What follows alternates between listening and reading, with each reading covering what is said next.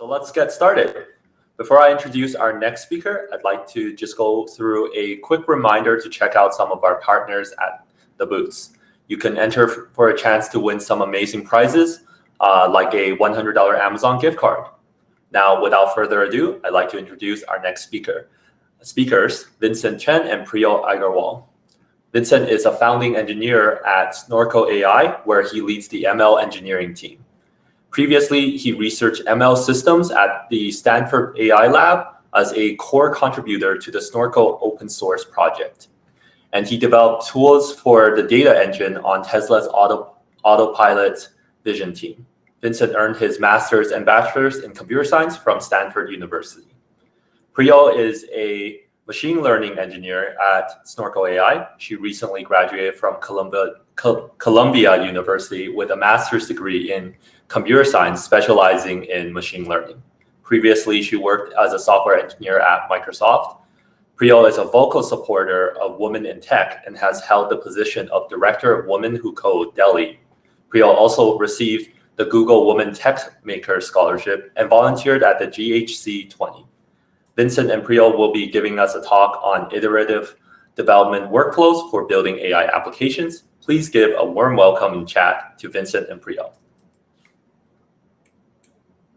Awesome. Thank you so much, Peter. Thanks for the warm introduction, and I'm excited to discuss with you all today. So as Peter mentioned, we're going to be talking about iterative development workflows for building AI apps today. We really think that there are some changes to how people are thinking about building these end-to-end applications, and we wanted to share a few of our learnings from what we've observed working on a number of use cases over the last few years. So before we kick off, a few introductions here. Hi everyone, my name is Priyal. I'm a machine learning engineer at Snorkel, and Peter was kind enough for a short bio of myself, so I'm not going to repeat that. But super excited to present this talk with Vincent, and yeah. Awesome. And I'm Vincent. I'm one of the founding engineers at Snorkel. As Peter mentioned, I had been working on the Snorkel project for a little while in academic days, where we publish dozens of papers on weak supervision and the theory and applications about how we could think about that. And today we've had a great opportunity to take those learnings into the startup world with Snorkel AI, the company. So excited to share a lot of these learnings with all of you today. Awesome. So we want to get started with a few assumptions that we're seeing a lot in how practitioners think about their AI applications. Right? A lot of times these assumptions involve the training data in that we think that it's static, that it might be publicly available, and that it's actually feasible to get labels in a crowdsourcing fashion. In reality, what we're seeing with a lot of enterprises is that these assumptions aren't quite right. We're seeing use cases where the training data actually is extremely dynamic and drifts over time. Right? You could imagine a cybersecurity application where the attack vectors actually change just as quickly as your rate of model deployment, right? So it's really critical to be able to update your training data and models with those different cyber attacks. You could imagine that there are other settings where the data is actually really private and sensitive, right? It's not actually available in a public or open source way, because you might be dealing over private user or financial or healthcare data that actually can't be open sourced or aggregated in some big public way. And then, of course, in a lot of these settings, right, it's actually really critical to have domain experts involved in the supervision process, right? A lot of these applications aren't as simple as, say, dragging bounding boxes around stop signs. It actually takes a little bit more expertise to, say, label a financial document, or bring domain expertise to a healthcare domain where you need years of medical and clinical training to actually identify some of these patterns. And so with the breaking of some of these assumptions, we're finding that we need entirely new data-first workflows to iterate on our AI applications. And we're going to talk about some of those key steps that enable and power these iteration loops today through a number of examples and case studies. Awesome. So for This talk, we want you to leave with 3 takeaways primarily. And we have a few memes which we believe are kind of the best form of communication these days for takeaways. So you're going to see 3 of them now. The first one being weak supervision enables data-centric iterative development.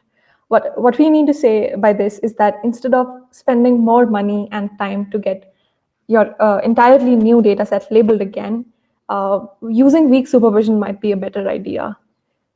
Next slide, please. Second, iterative development helps machine learning teams prioritize their development efforts.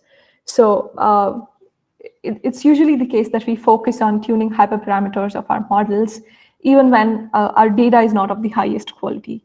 So what if we focus our development efforts, or what if we can know where to prioritize our development efforts, be it towards improving supervision and data quality or tuning hyperparameters? Next slide.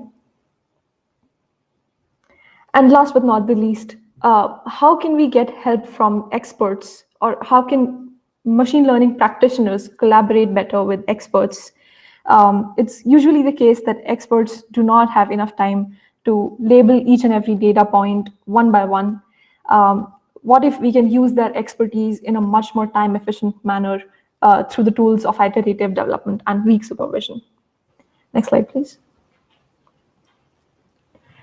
So building AI applications today requires armies of human labelers, right? For your massive data sets to get labeled, we usually want each and every data point to be labeled by a human to construct our training data sets. And then we feed these training data sets into machine learning models. But as Vincent mentioned earlier, it becomes a non-starter for private, high expertise and rapidly changing real-world settings, right? You cannot get your training data set labeled in case you have a real-world setting which changes rapidly. So this is kind of a blocking factor for building AI applications we feel today. Next slide, please. So what usually happens is that we pay for getting one training data set labeled, spend a lot of time getting it labeled once, and then we iterate on model, tune our hyperparameters to drive up the scores, right? So this is how the traditional development loop looks like. But what if we can get this iteration, instead of just iterating over the model, we can iterate over this entire process? Next slide, please. So what we are proposing through today's talk is that what if you can treat your data set as not something which is static, but rather which can be programmed? So if you can, treat your data set as programmable, then you can get your iterative loop complete. So you take your data set, you program it to get labels, create your training data set out of it, then you train your machine learning model. If there's something, if it requires some kind of an error analysis, then you do that, and then you go back and program your data set again. So the idea is to get your data set labeled, built, and managed, all of it programmatically. Next slide, please. Awesome. Thank you, Priyal. So one of the first key ideas we want to talk about here is how this iterative development loop that Priyal outlined is really powered by weak supervision. And so we'll share a little bit about how we think about this. Where weak supervision, you can think of it as an approach to rapidly encode domain expertise, right? This is the key enabling factor that lets you program your training data sets using a number of different tools, right? Whether it be different pattern matchers or existing kind of organizational resources, database lookups, and you could even wrap up other models or other crowd labels in this weak supervision paradigm, where the idea is you actually want to be able to leverage more efficient but noisier supervision sources, where let's say that you're trying to encode your labels via rules, right? This is a highly efficient way to label more than one data point at once, but it's not going to be 100% precise. So the trade-off is speed for kind of noise.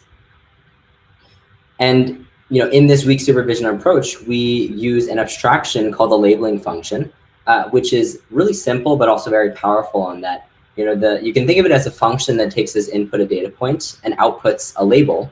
But it's powerful in the sense that for all the reasons I showed on the earlier slide, you can encode and wrap up all these different forms of supervision, right? Whether it's a domain-driven rule, whether it's a database lookup of some sort, and all of these forms of supervision can be encoded in a programmatic way that's also really easy to change and audit and keep track of over time.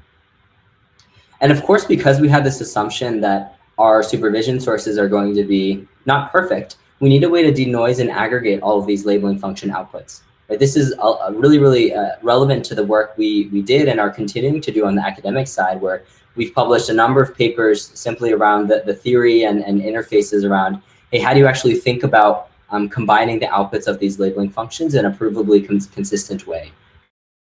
I'll give the gory details of the theory for another day, but I'm happy to reference any of the papers and previous works we've done in this area.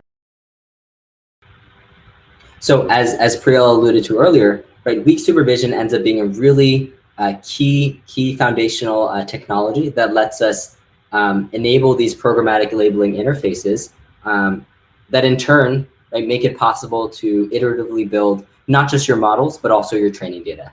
So that's one of the key takeaways we want to understand here, is that with this new approach to labeling data, right, it actually makes it easier to iterate and consider your pipeline as a whole, rather than focusing most of your developer effort on the modeling stage, which is a little bit more traditional. Awesome. So to drive home what we're trying to say, that iterative development, prioritized development efforts, let's take a look at a case study. Next slide, please. So we took an example of a spam detection application and actually performed this iterative development ourselves. So we just want to share a few learnings from this case study with you for just to drive this concept home. So we took a data set, we took an open source data set which consists of emails, and the goal is to classify those emails as spam versus ham. And those emails can have multiple fields like subject, body, timestamp, sender, etc. And then we'll use the concepts of weak supervision and iterative development to just demonstrate how it can be used effectively. Next slide, please.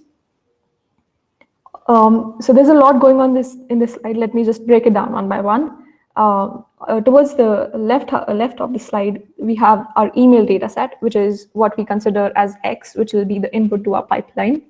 And then we construct what we call labeling functions, as Vincent mentioned earlier, basically using very simple concepts and writing them down in the form of labeling functions. So an example of labeling function could be if email body contains keywords such as discuss or see attached, then label it as ham. And a similar example for a labeling function for the spam class could be if email body contains weight loss, then label it as spam. So we use these kind of two simple labeling functions to train our data set. One thing to note here is that one email can have all of these keywords in itself. So these sources of supervision or labeling functions can be noisy, but that's something that we don't have to worry about, because weak supervision frameworks like Snorkel, which give you a label model, or rather the training data, handle all these noisy data sources of supervision and give you denoised labels, which we call as Y in our diagram. And then we use this training data that we have labeled now and feed it into a machine learning model.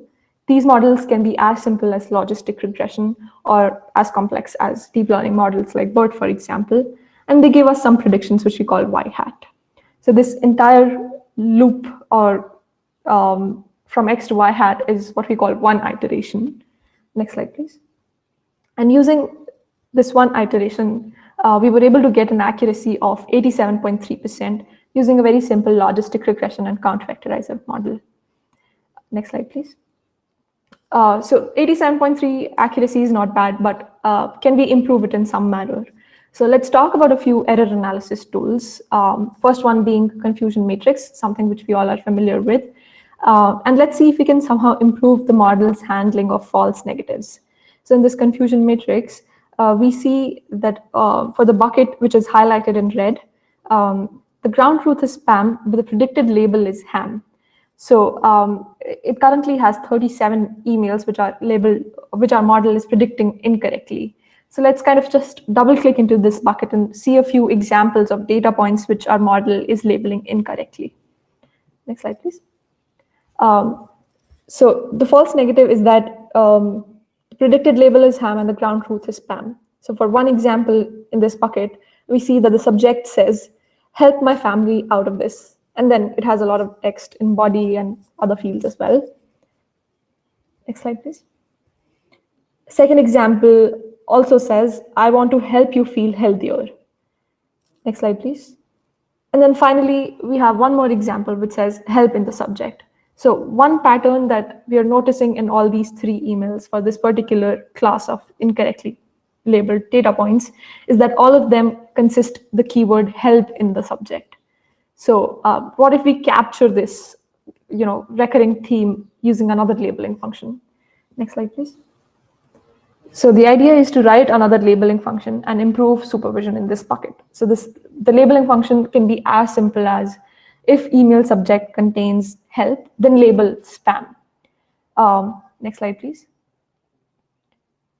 So for this second iteration, the process of writing labeling function, again, getting your training data set and then training a machine learning model, this is the second iteration.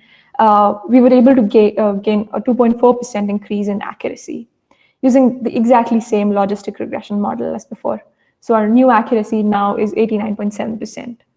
And if you take a look at the confusion matrix again, for the same bucket that we were referring earlier, the number of incorrectly predicted data points was 37, and now we have 25.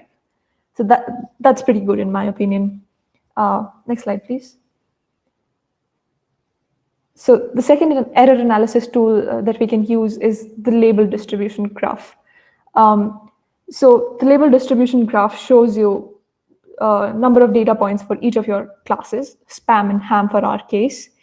And one thing that just immediately comes to mind is this difference highlighted by this red box, the difference between the balance between the two classes of spam and ham. So spam, the number of predicted data points for spam is much less as compared to number of predicted data points for ham. So what if we can focus our efforts on fixing this distribution difference between training set and model predictions? Next slide, please. So another idea could be to write more labeling functions for spam class to improve this coverage. And these labeling functions can be very simple again. So I just went through a few more data points to get somewhat of an idea of another recurring theme. And I found that if I write this labeling function, if email body contains money more than 2 times, then I want to label it as spam. Another idea to fix this label distribution could be oversampling the spam class while we are training a model, something that we are familiar with. And this can also help your model, balancing of the two classes. Next slide, please. And so using that previously mentioned labeling function, we were able to gain a 2.7% increase in accuracy again. One thing to note is that we are using this exactly same logistic regression model as before, and our new accuracy now is 92.4%. If you take a look at the label distribution graph again, the classes look pretty balanced now. So just using this iterative development loop 3 times, we were able to gain somewhat like a 5% increase in accuracy for this application. Next slide, please. Thank you, Priyal. And so hopefully that mini case study showcased a little bit of how, by using these very specific error analysis tools, we're able to take the guesswork out of improving your model, right? It's much less about, tuning hyperparameters or staring at loss curves, and much more about specifically addressing error buckets, driving insights based on looking at the data points corresponding to those error buckets, and then making very, very systematic improvements to your system as a result.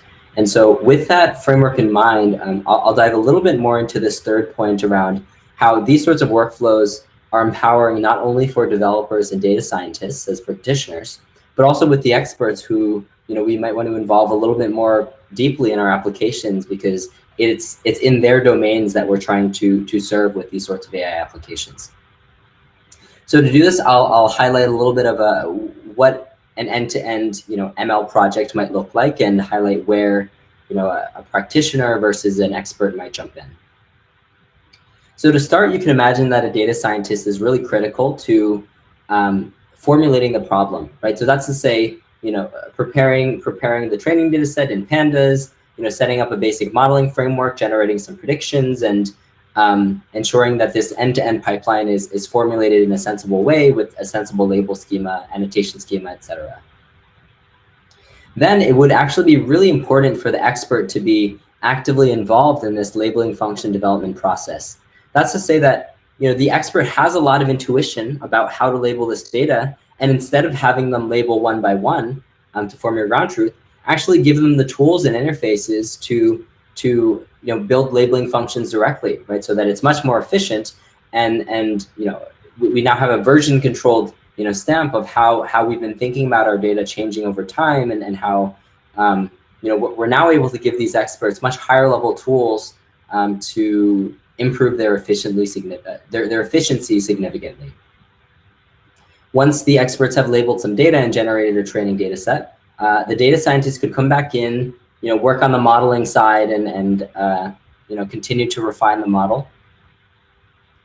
And of course, it ends up being really important for the expert to be involved in this analysis, or development loop step, where you can imagine that, as Priyal had pointed out, specific error buckets might actually be suffering due to poor annotation schemas, very borderline labeled examples. And these are all settings where we probably benefit from having someone who is setting the annotation schema and understands the problem deeply to address these specific error modes. And so to extend Priyal's case study here, right, you can imagine in this spam classification application that an expert actually knows about recent attempts by fraudsters to pose as IT managers for phishing purposes, right? So that's to say, with this new development, with this domain expertise that an expert has, they could actually go in directly and encode supervision to capture this, changing dynamic in the email spam space, right? If your email body, unexpectedly contains an update password clause, or if it's posing as one of the system administrators on your team, let's label it spam to be safe, because the expert has this domain knowledge about what's changing about fraudsters in the space right now. And so hopefully you can see here how incorporating domain experts into the process is really critical for being successful in building AI applications in general using these iterative development loops. And so at a high level, we've gone over a few key points today, right? We've talked about how weak supervision is a really critical enabling paradigm shift to enable this data-centric iteration, right? It kind of removes some of these constraints and barriers around fixing and changing and relabeling your data, and makes it something that you can also program just like the rest of your pipeline.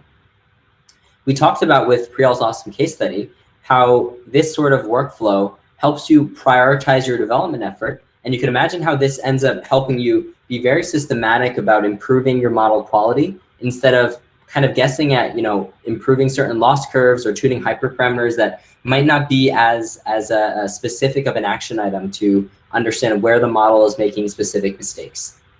And then finally, we talked about how using these sorts of workflows, we can actually empower the experts who are likely really, really valuable in this development process, and bring them in rather than assuming that they're in a very segmented and disjointed part of the development process. And so, of course, we think about these ideas every day at Snorkel, right? And the platform that we're building there is doing exactly this, right? It's taking our learnings over the years around how to build and think about iterative development applications into a platform that actually lets you do all these steps, all in one place. And so we're happy to talk more about this afterwards as well. And to drive this point home a little bit more, right? One application that we've recently worked on was related to the contract intelligence space in banking, right? That's to say, this was a setting where, lots of changing regulations, lots of internal teams that are shifting really quickly. And there was a big need for not just building an rapidly changing application, but one that was, privacy compliant, and one that could actually leverage some of the financial experts in this banking environment. And so using these sorts of iterative workflows, right, we were able to help this organization reach 30x improvements in speed simply by kind of addressing the error buckets and quickly bootstrapping the data labeling process using the patterns that we showed today. So that's all to say, these sorts of problems are very real in enterprises today, and by injecting this new way of thinking about the problems, organizations can see massive quality and speed improvements. So with that, we'd love to thank you for your attention today. Priyal and I's contact information is here, and we'd love to continue nerding about these topics here and then afterwards, but I'm happy to take a few questions today as well. Yeah, thank you, Vincent and Priyal, for the insightful talk on weak supervision. We definitely do have a bit of time for some questions. So we already have a couple questions coming in, but if you have any, just type in the chat on the right. To start off, the first question is about what are the difference between traditional feature engineering and weak supervision, I guess. Yeah, that's a really good question. The short answer of how I describe it is to say, the actual development practice is probably very similar, right? You're still trying to be creative and come up with ideas that are indicative of what will help the model learn something, but the outputs are slightly different, right? Instead of encoding a vector or feature that captures the feature that you're actually trying to work on, you're outputting a label. And also in the end-to-end pipeline, right, the output is very different, right, in the sense that when you're feature engineering, you likely want to cover all data points in your training data set, so you don't have missing coverage, whereas labeling functions can actually cover a subset. And a weak supervision approach like the one in Snorkel is able to generalize beyond missing coverage of labeling functions more broadly. But that's a really good question, and it mostly comes down to how it differs in the end-to-end development approach. Mm-hmm.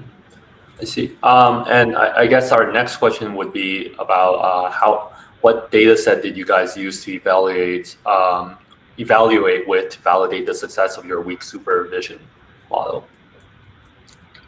Yeah, that's a really good question.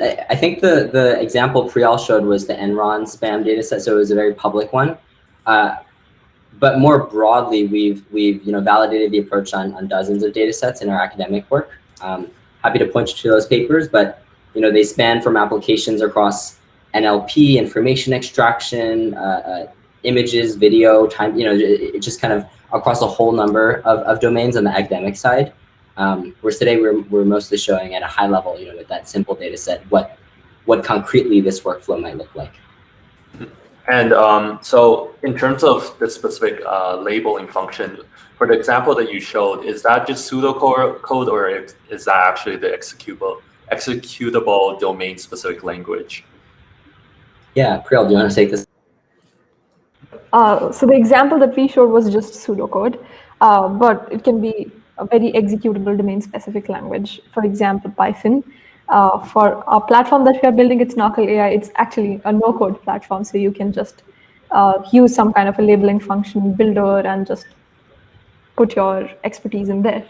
I see. So there's some sort of interface on the platform for, I guess, the domain experts. The next question is more about the labeling function.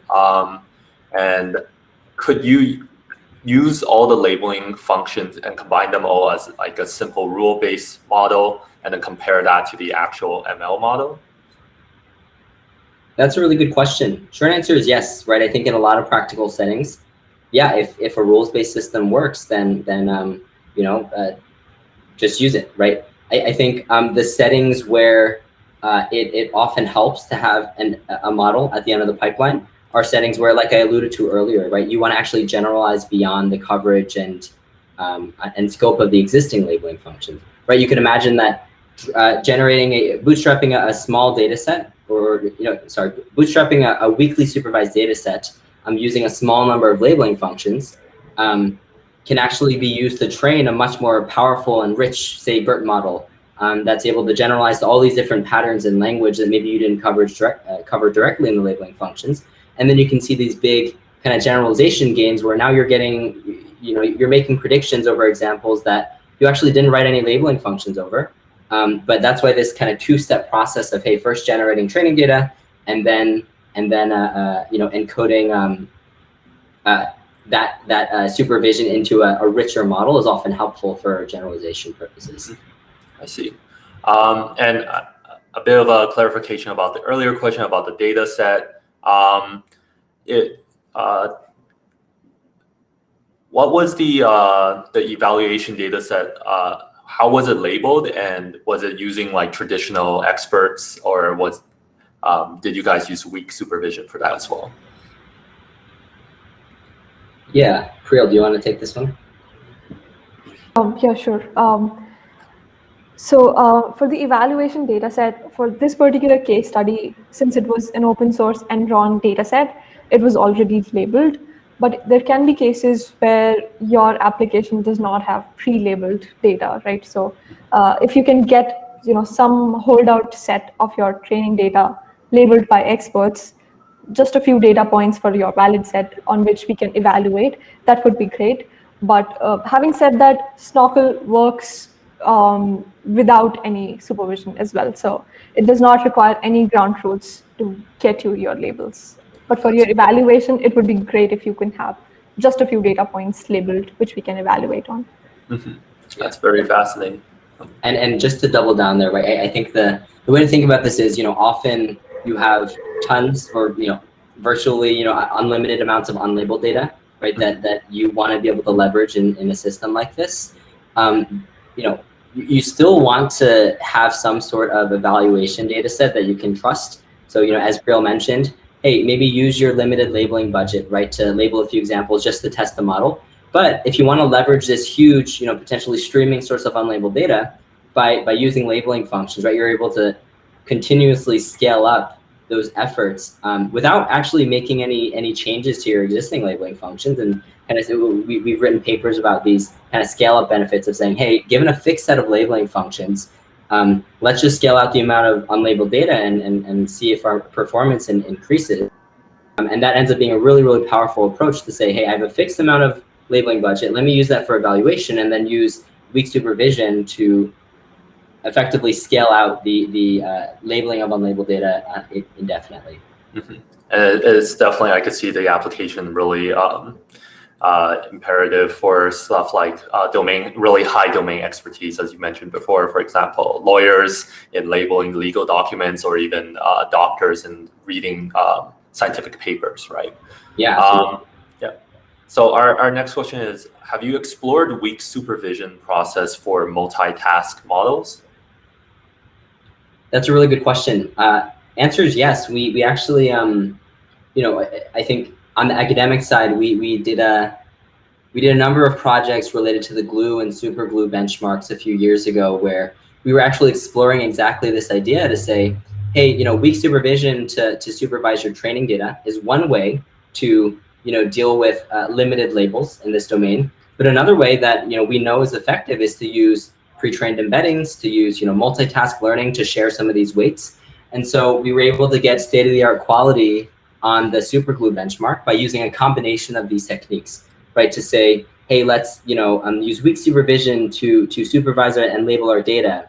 Let's use what we called slicing functions at the time. You can think of it as a twist on labeling functions, where you're outputting a an indicator for a slice of data that is particularly important, and then you could train those in a multitask way, or you could also add different attention heads or different task heads to your deep learning model, right, to share knowledge and bootstrap different tasks. And so all these approaches are very complementary, and happy to point you to some of these blogs and papers that we wrote a few years ago on hey, how do you actually combine all of these great kind of limited label techniques to build these interesting pipelines to deal with these settings?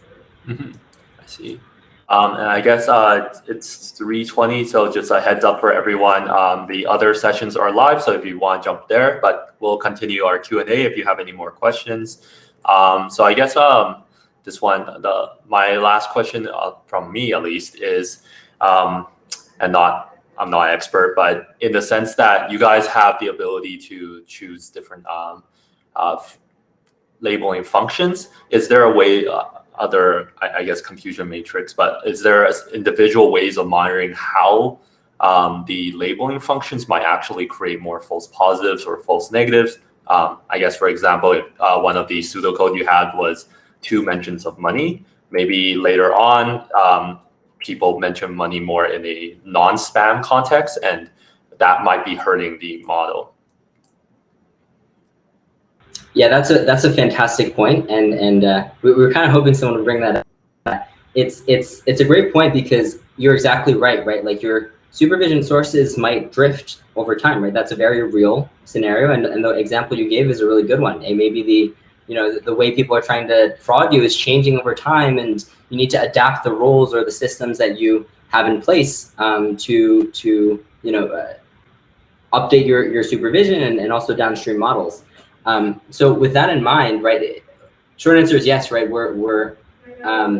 We have ways to incorporate, and I think the Overton paper written by some of our colleagues over at Apple and Stanford is a great example of how, hey, building some of these end-to-end systems, right, where you're able to incorporate, one, monitor certain slices of the data that are particularly important, and then 2, make sure that you're able to adapt your supervision and model in conjunction with changes to the underlying distribution, ends up being really critical. And it's also enabled by the fact that, hey, now you actually have something that's auditable, right? Something that you can understand about the provenance of your training labels, rather than if you kind of assume a crowdsourced data set, it becomes much more painful to say version control where every data point came from and why the labeler labeled something. And one of the benefits of using this much more transparent labeling function approach is exactly that. You get that auditability and version control, right? To put it in programming terms, over, hey, this is a decision we made in the past. The data is changing this way. We have to update, make a diff. In some ways, it's very similar to kind of like training your the expertise in their field will notice shifts in their industry, and in some way you guys basically are creating a persona of expert. Yeah, we're giving not just the data scientists but also the experts, right, tools to become developers, right? We strictly believe that in this new paradigm shift of AI ML systems, the real programmers shouldn't be data scientists and developers. Like, the people who are programming these AI ML models are actually the experts in their fields, who are providing supervision and defining the output schema and really tying, right, each one of these applications to a specific domain problem. And so that's kind of one of the main shifts that we're trying to communicate and build towards here. And we think it's a really exciting one. Yeah, definitely sounds amazing and very exciting.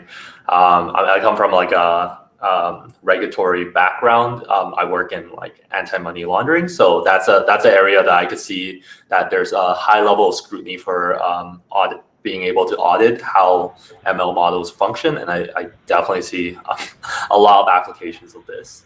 Yeah, absolutely. So I think that's it for questions. I want to thank you, Vincent and Priyal, for joining us today, and everyone in the audience. This was an amazing talk.